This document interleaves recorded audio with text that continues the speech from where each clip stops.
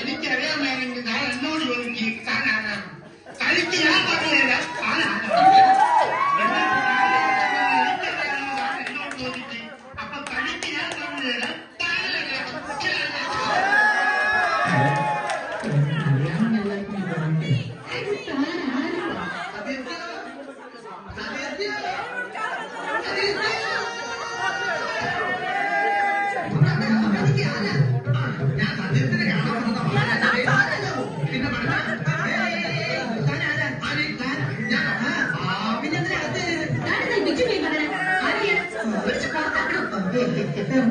എന്നെ ശരിക്കും മനസ്സിലായില്ലെന്ന് തോന്നുന്നു. ഇപ്പൊ നിന്നെ ആരെങ്കിലും കെട്ടിയെടുത്ത് ഇവിടെയുള്ള മലയാളികൾ തന്നെ ജീവിക്കാൻ വേണ്ടി കഷ്ടപ്പെടുക. നിനക്ക് നാട്ടിൽ നിന്നാൽ മതി. ഇഷ്ടംപോലെ പണിയാ. എന്താ നിന്റെ പ്ലാൻ? ഞാൻ ചോദിച്ചത് കേട്ടില്ലേ? പ്ലാൻ ഇതൊക്കെ കേട്ടിട്ട് എന്റെ മസിൽസ് വെട്ടി കയറിയിട്ട് ഉദാഹരണത്തിന് ഇവന്റെ ഭാര്യയോട് ഒരു പ്രേമുണ്ട്. അവൾക്ക് ചെറിയൊരു ഇഷ്ടമാണ്. ഇവന്റെ ഭാര്യ ഇവൻ അവരെ വെട്ടിച്ചു കൊടുക്കോ? അവരെ വെട്ടിച്ചു കൊടുത്ത ഈ പന്നിനെ വെറുതെ വിടോ? ഉദാഹരണം ഞാൻ വേറെ പോയിടാം.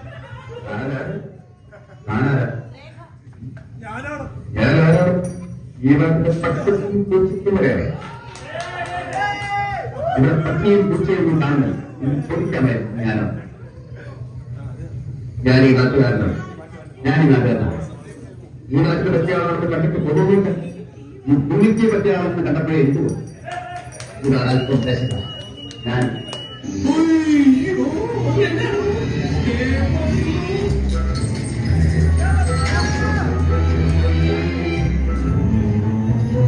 നമസ്കാരം. അങ്ങനെ പറയാൻ എനിക്ക് മനസ്സില്ല. വേറെ വന്ന് സഹായം മേടിച്ച് മിണ്ടാതന്ന് പോകാൻ വന്ന ആളല്ല ഈ വക്രി കുഞ്ഞ്.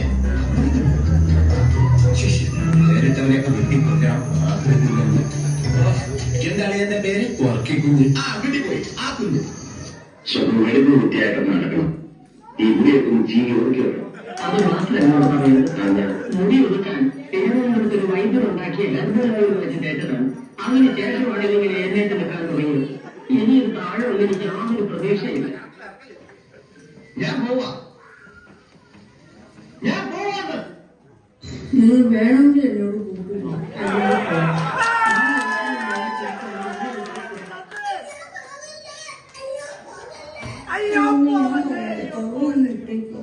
നമുക്ക് പോവാൻ പറയാം.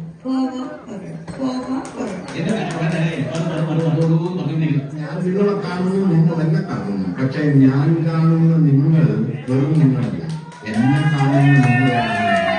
എന്നെ നോക്കിക്കൊണ്ടിരിക്കുന്നു. എന്നെ കാണുന്ന നിങ്ങളെയാണ്. അതുകൊണ്ട് നിങ്ങൾ എന്നതുപോലെ എന്നെ കാണുന്ന നിങ്ങളുണ്ട്. എന്നോടുള്ള നിങ്ങളുടെ ഭാവമുണ്ട്, എന്നോടുള്ള നിങ്ങളുടെ സ്നേഹമുണ്ട്, എന്നോടുള്ള നിങ്ങളുടെ അകലങ്ങളുണ്ട്. ഇതെല്ലാം ഉൾപ്പെട്ട നിങ്ങളെ ഞാൻ കാണുന്നു. തിരിച്ച് നിങ്ങൾ എന്നെ കാണുന്നത് ഞാനായിട്ടല്ല, നിങ്ങളെ കാണുന്ന ഞാനായിട്ട്.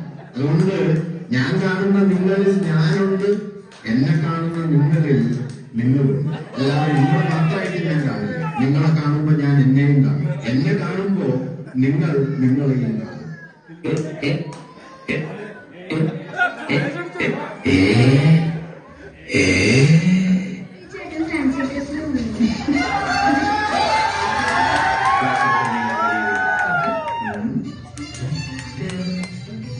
ബിസിനസ്സാണ് ജീവിതത്തിൽ വലുതെന്ന് വിശ്വസിച്ച് കിടക്കുന്ന പപ്പ. നൈറ്റ് പാർട്ടിയും ഡാൻസുമായി നടക്കുന്ന ഒരു മമ്മ. ആകെ ഉണ്ടായിരുന്ന കൂട്ടുകാർ ഷാർജയിലെ ബോഡി പിള്ളേരായിരുന്നു. ഇല്ല, രാജധാനിയുടെ ആ വലിയ വീട്ടിൽ ആ രാജകുമാരൻ ഒറ്റയ്ക്കായിരുന്നു. എന്ത് കാര്യം വന്നില്ല? വിമിണ്ടാക്കാൻ دستقين مستمين عبدة ولا مستقام مختار حبرة شراني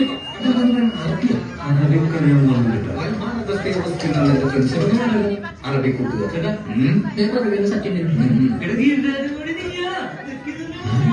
നീ എവിടുന്ന